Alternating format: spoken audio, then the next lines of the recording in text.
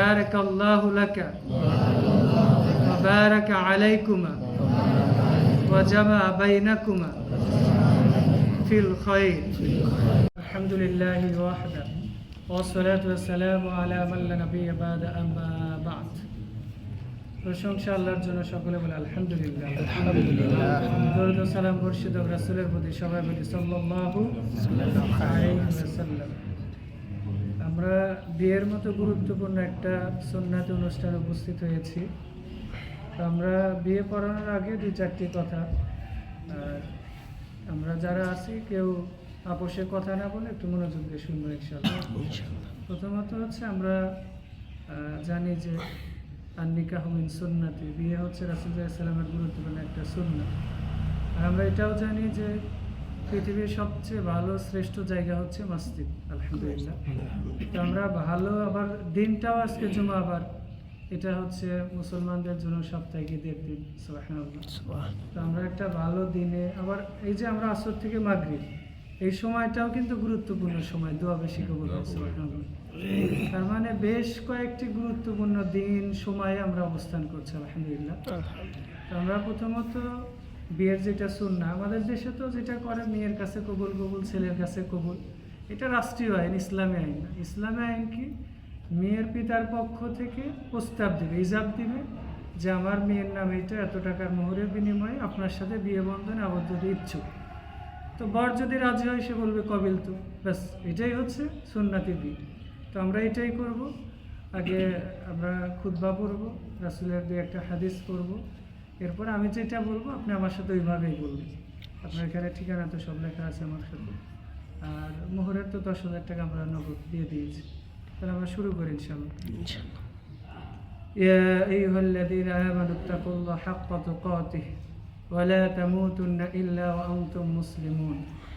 ইয়া আইয়ুহান নাসু তাকু রাব্বাকুমুল্লাযী খালাকাকুম মিন নাফসিন ওয়াহিদাহ وخلق منها زوجها وبث منهما رجالا كثيرا ونساء واتقوا الله الذي تساءلون به والأرحام إن الله كان عليكم رقيبا يا أيها الذين آمنوا اتقوا الله حق تقاته ولا تموتن إلا وأنتم مسلمون يا أيها الذين آمنوا اتقوا الله وقولوا قولا سديدا وقال رسول الله صلى الله عليه وسلم النكاح من سنته وقال رسول الله صلى الله عليه وسلم تنكح المرأة لأربعين ولمالها ولحسابها ولجمالها فاصفر بذات الدين رواه البخاري।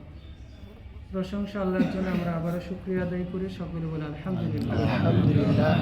দরুদ ও সালাম বর্ষিত রাসূলের প্রতি, যে রাসূলের গুরুত্বপূর্ণ একটা সুন্নাহ হচ্ছে বিয়ে। বিয়ের মতো একটা গুরুত্বপূর্ণ সুন্নাতি অনুষ্ঠানে, সুন্নাতি সময়ে, পৃথিবীর শ্রেষ্ঠ জায়গায় শ্রেষ্ঠ কিছু মানুষ, বিশেষ করে মসজিদে, মাদ্রাসার, কোরআনের হাফেজ, তালেবে ইলমদের নিয়ে এরকম মাজলিসে আল্লাহ উপস্থিত হওয়ার তৌফিক দিয়েছেন।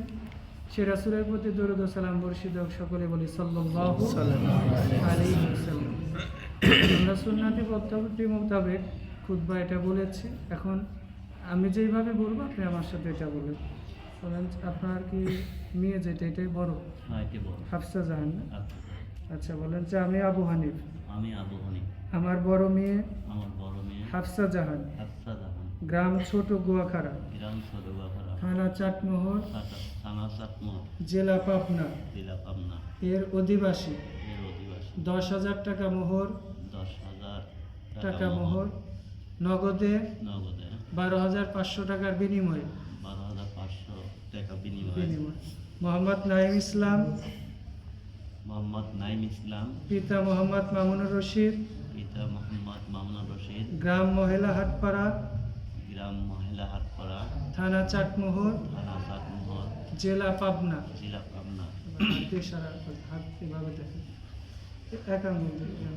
তোমার সাথে বিয়ে বন্ধনে আবদ্ধ হতে ইচ্ছুক। তুমি কি রাজি? আপনি যদি রাজি হন তাহলে কবুল অথবা কবিল। আলহামদুলিল্লাহ কাবিল তো। আলহামদুলিল্লাহ, মাশাআল্লাহ। একবারই যথেষ্ট, তবে আমরা 3 বার বলবো। এবার সংক্ষেপ। আচ্ছা, বলেন যে আমার মেয়ে আমার মেয়ে হাফসা জাহান হাফসা জাহান 60,000 টাকা দেনমোহর 60,000 টাকা দিনমোহরে নগদে নগদে 12,500 টাকার বিনিময়ে 12,500 টাকা বিনিময়ে মোহাম্মদ নাইম ইসলাম মোহাম্মদ নাইম ইসলাম তোমার সাথে তোমার সাথে আদেশে বিয়ে বন্ধনে বিবাহ বন্ধনে আবদ্ধ হতে আবদ্ধ হতে ইচ্ছুক। ইচ্ছুক। তুমি কি রাজি? তুমি কি রাজি? আলহামদুলিল্লাহ কাবিলতু। আলহামদুলিল্লাহ। আরেকবার আমরা বলবো ইনশাআল্লাহ। বলে আমার মেয়ে আমার মেয়ে হাফসা জাহান হাফসা জাহান 60,000 টাকা মোহর 60,000 টাকা মোহর মোহর নগদ নগদ 12,500 নগদ 12,500 নগদ 12,500 মোহাম্মদ নাইম ইসলাম মোহাম্মদ নাইম ইসলাম তোমার সাথে তোমার সাথে বিয়ে বন্ধনে বিবাহ বন্ধনে আবদ্ধ হতে আবদ্ধ হতে ইচ্ছুক। ইচ্ছুক। তুমি কি রাজি? তুমি কি রাজি? আলহামদুলিল্লাহ কাবিলতু। আলহামদুলিল্লাহ। আমরা সবাই বলি বারাকাল্লাহ ওয়া বারাকা আলাইকুমা ওয়া জামা বাইনাকুমা ফিল খায়র বারাকাল্লাহু লাকা ওয়া বারাকা আলাইকুমা ওয়া জামা বাইনাকুমা ফিল খায়র বারাকাল্লাহু লাকা ওয়া বারাকা আলাইকুমা وجمع بينكما في الخير। আলহামদুলিল্লাহ, আমাদের সুন্নাতে যেটা বিয়ে সেটা হয়ে গেছে। তো রাসূল সাল্লাল্লাহু আলাইহি সাল্লাম বিয়ে পড়ানোর পরে আপনি একটু সবার কাছে খেজুর দিয়ে দেন। আমরা কথা না বলে একটু 2-4 মিনিট আমরা কথা বলবো। জি, আপনি এখানে নিয়ে আসেন, খেজুরটা নিয়ে আসেন। আমি আচ্ছা, আমরা পরস্পরের কথা না বলে খেজুর নিয়ে সেখানে রেখে দিচ্ছি, কি করতে হবে আমি বলে দিচ্ছি। তো রাসূল সাল্লাল্লাহু আলাইহি সাল্লাম বিয়ে পড়ানোর পরে তিনি যারা উপস্থিত বর এবং কনে সবাইকে কিছু নসিহত করতেন। তো আলহামদুলিল্লাহ আমরা সুন্নাহ পদ্ধতি মোতাবেক বিয়ে পড়িয়েছি। আমরা চেষ্টা করছি বাকি যে কাজগুলো এগুলো সুন্নতি মোতাবেক করা ইনশাআল্লাহ। আর আমরা কোরআনের যে 4টা আয়াত পড়েছি, আল্লাহ রাব্বুল আলামিন প্রত্যেকটা আয়াতে একটা কথাই বলেছে, ইয়া আইয়ুহাল্লাযীনা আমানু তাকুল্লাহ, মানে আল্লাহকে ভয় করার কথা বলেছে। আর ইসলামের গুরুত্বপূর্ণ একটা শের নিদর্শন হচ্ছে বিয়ে। এই বিয়ের ক্ষেত্রে যদি আমরা আল্লাহকে ভয় না করি তাহলে আমাদের যে জীবন এটা কোনো সময় সুখ বা শান্তি হবে না। কারণ আমরা এই যে চাকচিক্যময় পৃথিবী, দুনিয়াতে আমি আজকে হয়তো একটা মেয়েকে দেখে বিয়ে করলাম, অনেক সুন্দর, অনেক টাকা পয়সা, কালকে দেখবো হচ্ছে আরো সুন্দরী। তার মানে আমি যদি আল্লাহকে ভয় করি যে না, আল্লাহ আমাকে একটা কালো মেয়ে দিয়েছে, খাটো মেয়ে দিয়েছে, অসুন্দর দিয়েছে, এই মেয়েটাই যখন জান্নাতে যাবে সে হুরদের চেয়ে সুন্দর হয়ে যাবে। তো আমার মধ্যে যদি তাকওয়া থাকে তাহলে আমি ওইটাতেই সন্তুষ্ট থাকবো। আর যদি তাকওয়া না থাকে তাহলে এই জন্য কিন্তু আল্লাহ বারবার তাকওয়ার কথা বললেন যে আল্লাহকে ভয় করো, আল্লাহকে ভয় করো। আর যে হাদিস বলেছি, রাসূল সাল্লাল্লাহু আলাইহি ওয়াসাল্লাম বলছেন আর নিকাহু মিন সুন্নতি, বিয়ে হচ্ছে আমার সুন্নাহ। বলতে বলতে এক পর্যায়ে বলছেন যে যে বিয়ে করে না, সামর্থ্য আছে, দৈহিক আর্থিক সামর্থ্য আছে, নিজের যৌবনকে কন্ট্রোল করতে পারে না, সে যদি বিয়ে না করে ফালাইসা মিন্না, সে আমার উম্মতের দলভুক্ত না। নাউযুবিল্লাহ। তার মানে যাদের সামর্থ্য আছে তাদের বিয়ে করা উচিত। আর রাসূল সাল্লাল্লাহু আলাইহি ওয়াসাল্লাম বলছেন তুনকাহুল মারআতু লিআরবাই, মানুষ যখন বিয়ে করে 4টা জিনিস দেখে। কয়টা জিনিস? 4টা জিনিস। মানে রাসূল সাল্লাল্লাহু আলাইহি ওয়াসাল্লাম কিন্তু বলে নাই 4টা জিনিস দেখো। সমাজের মানুষ বিয়ের ক্ষেত্রে কি করে? 4টা জিনিস দেখে। আমরা অনেক সময় অনুবাদের ক্ষেত্রে আলেমরা হাদিসটা ভুল করি যে রাসূল সাল্লাল্লাহু আলাইহি ওয়াসাল্লাম 4টা জিনিস দেখতে বলেছেন। দেখতে বলেন নাই, মানুষ দেখে। মানুষ দেখে ও মালিহা, তার টাকা পয়সা আছে না কিনা, ওয়ালি হাসাবিহা, তার বংশমর্যাদা আছে কিনা, ওয়ালি জামালিহা, চেহারা সুরত ভালো কিনা, ও দীনিহা, এর দিনদারিতা আছে কিনা। এবার রাসূল সাল্লাল্লাহু আলাইহি ওয়াসাল্লাম বলতে বলতে বলছে যে কারো চেহারা সুরত ভালো না, টাকা পয়সা ভালো না, বংশমর্যাদা ভালো না, কিন্তু একটা জিনিস আছে, কি? সেটা হচ্ছে দিন। ফাসফার বিজাতির দিন, তোমরা এটাকেই অগ্রাধিকার দাও। সুবহানাল্লাহ। তো আলহামদুলিল্লাহ, আজকে আমরা যে বিয়েতে উপস্থিত হয়েছি, আমাদের ছেলে মেয়ে দুইটাকেই অসহায় ধরা যায়। কারণ আমাদের ভাই যতটুকু আমরা চিনি ওনাকে যথেষ্ট দিনদার বা দিন মেনে চলার চেষ্টা করে, সে একটা ব্যবসার সাথে সম্পৃক্ত। দোয়া করছে আল্লাহ রাব্বুল আলামিন তার ব্যবসা বাণিজ্যে বারাকা দান করুন। আর যে মেয়েটা, সেও যদিও বয়স কম, এরপরে কোরআনের হাফেজা, আলহামদুলিল্লাহ। কারণ কিয়ামতের দিন আলেম, আমরা যারা আছি আলেম, তাদের মর্যাদা তো আছে। এই যে ছোট ছোট ছেলে যারা হাফেজ, এদের মর্যাদা কিন্তু আল্লাহর কাছে অনেক বেশি। কারণ আমার বাড়ির পাশে যদি একটা 10তলা বিল্ডিং হয় আর আমার যদি একটা টিনের ঘর হয়, তাহলে কি আমার মন চাইবে যে আমি ওরকম বাড়ি করি নাকি আমি ছাপড়া ঘরে থাকি? ওরকম বাড়ি হোক। মন চাবে। তো কোরআনের হাফেজদেরকে এরকম আল্লাহ রাব্বুল আলামিন যতগুলো আয়াত মুখস্থ তততলা বিল্ডিং এর মালিক করবেন। সুবহানাল্লাহ। আল্লাহ বলবেন ইকরা ওয়াত্তাকি, একটা করে আয়াত পড়ো আর একতলা করে উপরে ওঠো। সুবহানাল্লাহ। তো যদি আমরা বলি যে কোরআনের আয়াত আছে 6666, এটা ঠিক না। 6236টা আয়াত আছে, কেউ চাই মাশাআল্লাহ। তার মানে একজন কোরআনের হাফেজ সে কততলা বিল্ডিং এর মালিক? ছাত্ররা বলো তো। 6236 তলা বিল্ডিং এর মালিক। সুবহানাল্লাহ। তার মানে এরকম একজন মেয়ে, আলহামদুলিল্লাহ, সে যেহেতু মাদ্রাসায় পড়ালেখা এখনো করছে, দোয়া করছে আল্লাহ রাব্বুল আলামিন তার ইলমে আমলে বারাকাত দান করুন, আমিন। এবং তাদের পিতা মাতারও তো মর্যাদা অনেক বেশি। আল্লাহ রাব্বুল আলামিন তাদের এমন মর্যাদার মুকুট পরাবেন যে অন্যান্য জান্নাতীরা এইভাবে তাকাবে। মানে এইভাবে তাকানো মানে কি, যদি আমার বাড়ির কাছে একটা বিল্ডিং 50 তলা হয়, এইভাবে তাকাতে হবে না, আর 2 তলা হলে তো এরকম তাকালেই দেখাবে। তার মানে কি, স্বাভাবিক জান্নাতি যারা, ওদের চেয়ে ওই জান্নাতের মর্যাদা অনেক বেশি। সুবহানাল্লাহ। এমনকি তাদের অভিভাবকের মর্যাদাও বেশি। তো আলহামদুলিল্লাহ, এরকম একজন গুরুত্বপূর্ণ মানুষের বিয়ের অনুষ্ঠানে আমরা উপস্থিত হয়েছি, অনেক গুরুত্বপূর্ণ সম্মানিত মানুষদের নিয়ে। আল্লাহর কাছে দোয়া করছে আল্লাহ এদের প্রত্যেককে কবুল করুন। শেষ দিকে এসে বিশেষ করে আমাদের দিনে ভাইয়ের প্রতি নাসিহা, যে বিয়ে জিনিসটা কিন্তু ছেলে খেলা না, যে আমার মন চাইলো, সামর্থ্য আছে, আমি বিয়ে করলাম না। বিয়ে জিনিসটা হচ্ছে একটা দায়িত্ব। এই দায়িত্বটা যদি কেউ মনে করে যে দায়িত্ব, তাহলে অনেক কিছু, আর দায়িত্ব মনে না করলে কিছুই না। কারণ একটা মেয়ে তার পরিবার, তার ঘর সংসার সব ছেড়ে আসছে শুধু আপনার প্রতি ভরসা করে। তার মানে আপনাকে ওইভাবে মূল্যায়ন করতে হবে তার যেরকম তার মাতা পিতা যেইভাবে মূল্যায়ন করেছে। কারণ প্রথমত সে আলেমা হাফেজা, তার মর্যাদা এমনিতেই বেশি। দ্বিতীয়ত নারীদের মর্যাদা আল্লাহ আরও বেশি দিয়েছে। কারণ এই যে আমরা পুরুষের মর্যাদাই তো নারীর কারণে। আমার মা যদি না থাকতো আমি হইতাম, আমার মর্যাদা আল্লাহ এত দিত।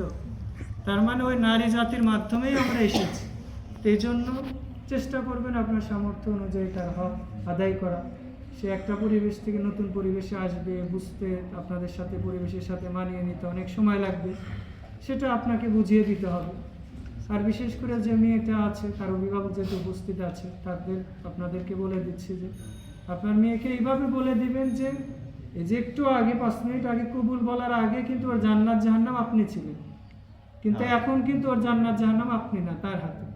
কারণ রাসূলুল্লাহ সাল্লাল্লাহু আলাইহি ওয়াসাল্লাম বলছেন যে যদি দুনিয়াতে আল্লাহ ছাড়া সিজদা করা কারোর জন্য জায়েজ হইতো, সেটা স্ত্রীর জন্য স্বামীকে। সুবহানাল্লাহ।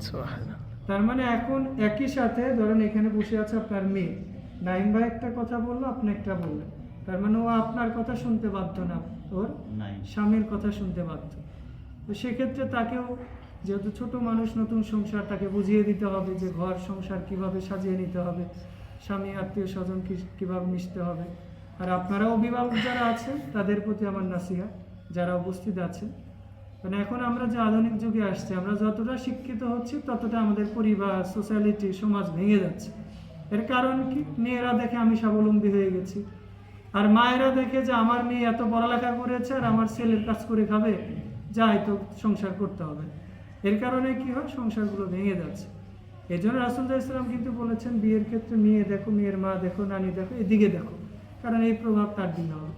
তো আপনাদের প্রতি নাসিহা যে আপনারা তাদের সংসার চলতে গেলে খুঁটিনাটি ঝগড়া বিবাদ কথা কাটাকাটি হবে, স্বাভাবিক। এটা আমরা আলেম আমাদের হয়, যে ভাই আলেম ওনারও হয়, রাসূলুল্লাহ সাল্লাল্লাহু আলাইহি ওয়াসাল্লামের নিজেরই তো হতো। রাসূলুল্লাহ সাল্লাল্লাহু আলাইহি ওয়াসাল্লাম, এটা বলে শেষ করে দেব, রাসূলুল্লাহ সাল্লাল্লাহু আলাইহি ওয়াসাল্লাম একদিন বসে আছে, তো হাফসা, ওই দিন আয়েশা রাদিয়াল্লাহু তাআলা আনহার ঘরে রাসূলুল্লাহ সাল্লাল্লাহু আলাইহি ওয়াসাল্লাম বসে আছে, মানে ওই দিন তার ঘরে তো থাকার তার পালি। তা হাফসা এসে কী করেছে, রাসূলুল্লাহ সাল্লাল্লাহু আলাইহি ওয়াসাল্লামকে একটু তরকারি দিয়েছে। আয়েশা তো একটু ছোট মানুষ, তরকারিটা ফেলে দিয়ে তার মুখে মেখে দিয়েছে। তো রাসূলুল্লাহ সাল্লাল্লাহু আলাইহি ওয়াসাল্লামকে এবার বলছে যে আল্লাহ রাসূল, আপনি আপনার ছোট স্ত্রীকে এত ভালোবাসতে মাথায় দিলে ফেলছে। তখন রাসূলুল্লাহ সাল্লাল্লাহু আলাইহি ওয়াসাল্লাম বললো, তুমি ওর প্রতিশোধ নাও। কীভাবে? তুমি ওর মুখে তরকারিটা মেখে দাও। সুবহানাল্লাহ। তার মানে কি, রাসূলুল্লাহ সাল্লাল্লাহু আলাইহি ওয়াসাল্লামের মধ্যে শ্রেষ্ঠ মানুষ, শ্রেষ্ঠ মহিলা, যাদের উম্মাহাতুল মুমিনিন বলা হয়, এরপরেও তারা এরকম হতো। এমনকি রাসূলুল্লাহ সাল্লাল্লাহু আলাইহি ওয়াসাল্লাম তো তার স্ত্রীদের সাথে 1 মাস থাকেই না, যে কোনো পারিবারিক সমস্যার কারণে। তার মানে আমরা মানুষ, আমাদের হবে, এটাই স্বাভাবিক। আর আপনারা অভিভাবক, আপনাদের উচিত বরং যতটুকু পারা যায় আপনি শুনে না শোনার ভান করবেন। যদিও আপনি শোনেন, আপনি বলবেন যে ওখানে ছেলে আছে, তোমার স্বামী আছে, শ্বশুর বাড়ির লোক আছে, তারা সমাধান করবে। যদি না হয় তখন ভিন্ন কথা। যদি এইভাবে করেন, এই থিওরিটা মনে রাখেন, ইনশাল্লাহ আশা করা যায় তারা সুখ স্বাচ্ছন্দ্যে থাকবে ইনশাল্লাহ। আমরা আল্লাহর কাছে দোয়া করছি, আল্লাহ রাব্বুল আলামিন আমাদের এই মাজলিসকে কবুল করুন। আল্লাহর কাছে দোয়া করছি, আল্লাহ ইসলামের গুরুত্বপূর্ণ একটা শের নিদর্শন বিয়ের মতো অনুষ্ঠানে আমরা আয়োজন করতে পেরেছি, উপস্থিত হয়েছি। বিশেষ করে আল্লাহ, আমি মুসাফির মানুষ সহ আমরা অনেকে এখানে কোরআনে হাফেজ আলেম আছি, সকলের দোয়ার উসিলাই হলেও তাদের দাম্পত্য জীবনে বারাকা দান করুন। আল্লাহ তাদের থেকে যে তাদের আহাল বুনিয়াত আসবে, তাদেরকে মানুষ এবং জিন শয়তান থেকে হেফাজত করে দিনের খাদেম, আলেম, মুহাক্কিক, ফকিহ হিসাবে কবুল করুন। আল্লাহ আমরা এখানে যারা উপস্থিত হয়েছে আমাদের সকলকে কবুল করুন। আল্লাহ আমাদের যারা পরিবার পরিজন রয়েছে, আমাদের পরিবার পরিজনে রহমত বরকতে পরিপূর্ণ করে দিন। আল্লাহ আপনি আমাদের সকলকে কবুল করুন। আপনি যে এখন কথা বলেন, এর মধ্যে খেজুর দিয়ে দিচ্ছি। বেশি ই করবেন না। আচ্ছা, তাহলে নাই, আপনারা কেউ এসে খেজুর দিয়ে দেন। দুই পিস করে সব দেয়, সবাইকে 2 পিস করে দেয়।